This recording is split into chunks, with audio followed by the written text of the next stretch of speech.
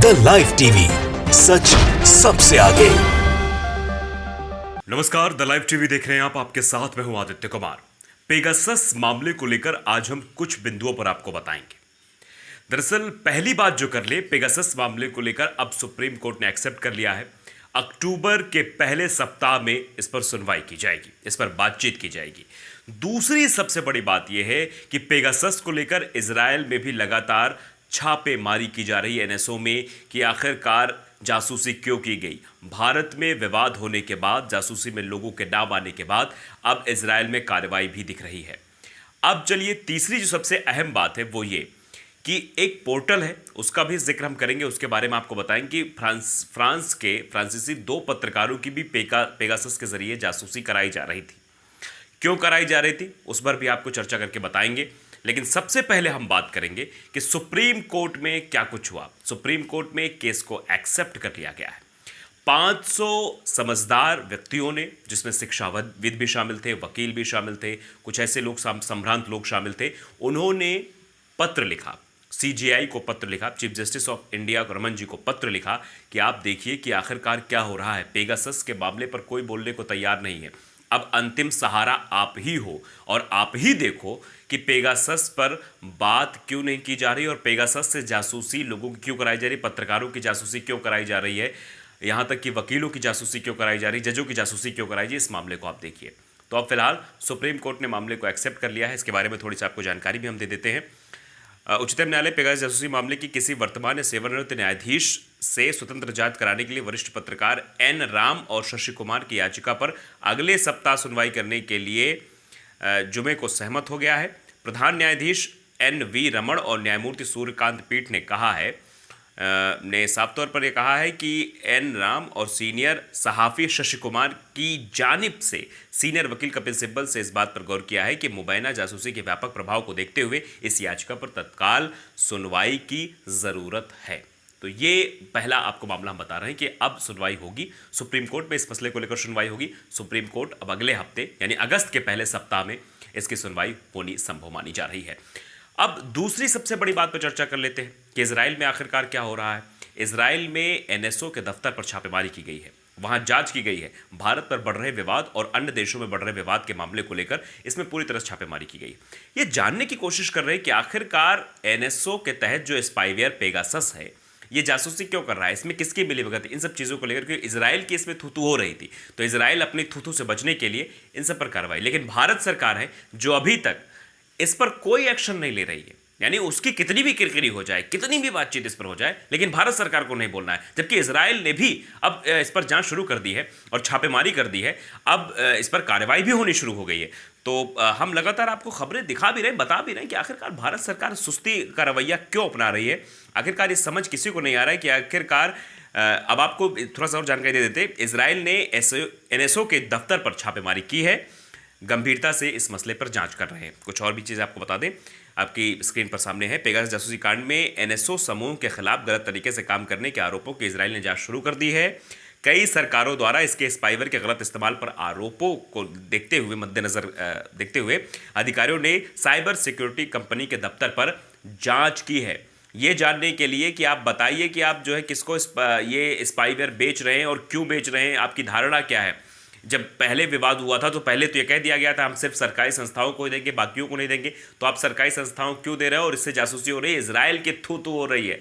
लेकिन भारत सरकार के मंत्री, भारत सरकार प्रधानमंत्री कुछ नहीं बोल रहे हैं। सरकार उनकी है, बोलना चाहिए, उन्हें जवाब देना चाहिए। सदन में मुद्दा उठ रहा है लेकिन इस पर नहीं बोलना है, बातें नहीं करनी है। और अब ये मामला जब तूल पकड़ता जा रहा है, अब इजराइल में भी कार्रवाई हो रही है, सुप्रीम कोर्ट ने भी कह दिया है कि हम इस पर सुनवाई करेंगे।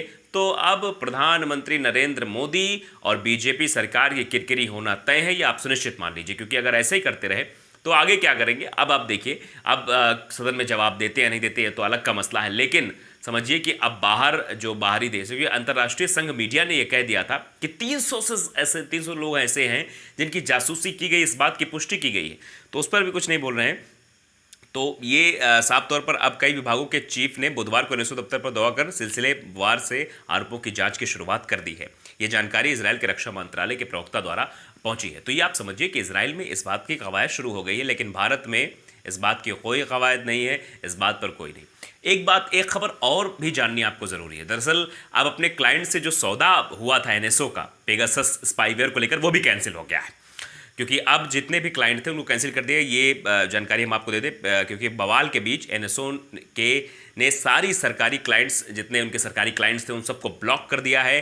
अब इसका इस्तेमाल, पेगासस स्पाईवेयर का इस्तेमाल कोई नहीं कर पाएगा। अगर विपक्ष इस मसले को इतना ना उठाता, सदन में यह मुद्दा ना उठता, राहुल गांधी इस पर ना बोलते और इजराइल तक ये बात ना पहुंचती, अंतर्राष्ट्रीय मीडिया तक ये बातें ना पहुंचती, तो शायद अभी तक जांच ना होती और अभी तक वो स्पाईवेयर काम कर रहा होता, यानी पेगासस अभी भी लोगों को जासूसी कर रहा होता। लेकिन जब ये मामला बढ़ा, तूल पकड़ा, तो अब इसके एनएसओ के तहत जो सरकारी क्लाइंट्स थे उन सभी को ब्लॉक कर दिया गया है, यानी अब किसी की जासूसी नहीं हो पाएगी। तो ये जानकारी हम आपको दे रहे हैं। दरअसल इजराइल की साइबर सिक्योरिटी फर्म एनएसओ ने दुनिया भर के सरकारों को पेगासस स्पाईवेयर बेचने पर रोक लगा दी है। ये रोक लग गई है, ताज़ा अपडेट आपको बता रहे हैं। एक रिपोर्ट के मुताबिक भारत समेत कई देशों में इस स्पाईवेयर का गलत इस्तेमाल करने की खबरें सामने आ रही थी, यानी जिसको लेकर अब ये कार्रवाई साफ तौर पर दिखाई गई है। अब आपको एक खबर और, जो अहम खबर है, उस पर आपको बताते हैं, थोड़ा सा अपडेट दे देते हैं। मीडिया पार्ट EN ये ऐसा खोजी पोर्टल है जिसने इस बात की खबर लगाई थी कि राफेल में कितना बड़ा घोटाला हुआ है, और अब उन्हीं के फ्रांस के 2 पत्रकारों पर जासूसी कराई जा रही थी। तो ये जासूसी कौन करा रहा था? ये फ्रांस करा रहा था या भारत करा रहा था? ये बड़ा सवाल बना हुआ है। इसकी पुष्टि किसने की, इस बात की भी जानकारी आपको दे दे। इसकी इजराइल सरकार ने ही पुष्टि की है। इजराइल की सरकार ने इसकी पुष्टि की है कि फ्रांस के 2 पत्रकारों की जासूसी की जा रही थी। नाम भी हमने आपको बताया कि पोर्टल का नाम क्या है। पोर्टल का नाम है मीडिया पार्ट EN।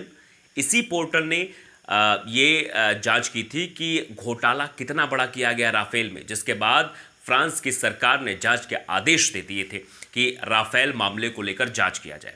तो इनकी जासूसी हो रही थी। अब इस पूरे मसले को आप समझिए कि आखिरकार फ्रांसीसी 2 पत्रकारों जो मीडिया पार्ट EN के अंग हैं, उनकी जासूसी कराकर क्या जताना चाह रही थी? इनकी जासूसी कौन करा रहा था? अब यह अहम मुद्दा है। क्या भारत सरकार इनकी जासूसी करा रही थी कि राफेल का मुद्दा कहीं उठ ना जाए, कुछ उसके कमजोर पॉइंट जो है अपनी तरफ खींच लिए जाएं? आखिर क्या साजिश रची जा रही थी? यह बड़ा अहम हो जाता है जानना। आपको भी यह समझना होगा कि आखिरकार यह क्या हो रहा था। क्या फ्रांस सरकार जो है जासूसी करा रही थी उन पत्रकारों की, या फिर भारत सरकार जासूसी करा रही थी कि कहीं जो राफेल मामले पर जांच फ्रांस में शुरू हो गई है, उसमें मोदी जी की कलई ना खुल जाए, उसमें अमित शाह की कलई ना खुल जाए कि इस राफेल मामले पे कितना घोटाला हुआ है। शायद इसीलिए इस पेगासस हथियार का इस्तेमाल किया जा रहा था, इसीलिए इस पेगासस स्पाईवेयर का इस्तेमाल किया जा रहा था कि उन लोगों को टारगेट करना है जिन लोगों से हमें खतरा है, उन लोगों को टारगेट करना है जो हमारी जांच में रुकावट बनेंगे, जहां जहां हम जांच को प्रभावित कर सकते हैं। तो आप समझिए कि भारत सरकार की मंशा क्या है। जांच को प्रभावित करना है, उन लोगों की जासूसी करानी है जो उनके खिलाफ बोलते हैं, उन लोगों की जासूसी करानी वो पत्रकार स्वतंत्रता से पत्रकारिता करते हैं और एक पत्रकारिता यानी लोकतंत्र के चौथे स्तंभ का दायित्व निभाने का दम रखते हैं, मादा रखते हैं, उनकी जासूसी करा रही है भारत सरकार। अब भारत सरकार नहीं बोल रही है। अब संबित पात्रा भी सामने नहीं आएंगे कि नहीं कोरोना पे बात कर लो, स्पाईवेयर पे बात क्यों नहीं कर रहे हो, पेगासस पे बात क्यों नहीं कर रहे हो। अब नहीं सामने आएंगे, अब नहीं बोलेंगे कि नहीं बात कर लो। उस समय तो बहुत बोल रहे थे कोरोना पे बात कर लो, ये बात कर लो। अब तो इजराइल ने भी जांच शुरू कर दी है साहब, अब तो इजराइल सरकार ने भी जांच शुरू कर दी है और भारत जितने भी सरकारी क्लाइंट थे एनएसओ ने सब रद्द कर दिए हैं। अब पेगासस जासूसी नहीं कर पाएगा। लेकिन फिर भी इतना सब होने के बाद भी भारत सरकार कुछ नहीं कर रही है। भारत सरकार की तरफ से कोई जो है एक्शन नहीं लिया जा रहा है। ये क्या दर्शाता है, ये क्या बताता है, ये क्या समझाता है कि आखिरकार भारत सरकार का चरित्र क्या है, मोदी जी का चरित्र क्या है, या फिर अमित शाह जी का चरित्र क्या है कि ये लोग जो है उन लोगों की जासूसी करा क्या दर्शाना चाहते हैं, देश के पत्रकारों की जासूसी कराकर क्या दर्शाना चाहते हैं, देश के वकीलों की जासूसी कराकर क्या दर्शाना चाहते हैं, देश के विपक्ष के जो नेता हैं उनकी जासूसी करा क्या दर्शाना चाहते हैं कि सब कुछ आपके ही रहे। वाह, क्या तानाशाही है। ये तो साफ साफ तानाशाही है। जो तानाशाह देश है उससे ज़्यादा भी तानाशाही भारत देश में देखने को मिली, जहाँ कहा था कि लोकतंत्र है।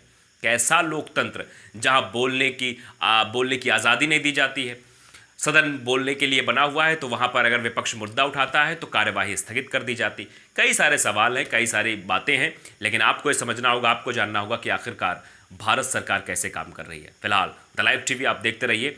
द लाइव टीवी को अगर आपने सब्सक्राइब नहीं किया, सब्सक्राइब भी कर लीजिए और बेल आइकन जरूर दबाइए। हमसे जुड़े रहिए ताकि आप तक वो खबरें पहुंचे जो हकीकत में है, वो खबरें पहुंचे जिनसे सिर्फ और सिर्फ आपका सरोकार है। द लाइव टीवी, सच सबसे आगे।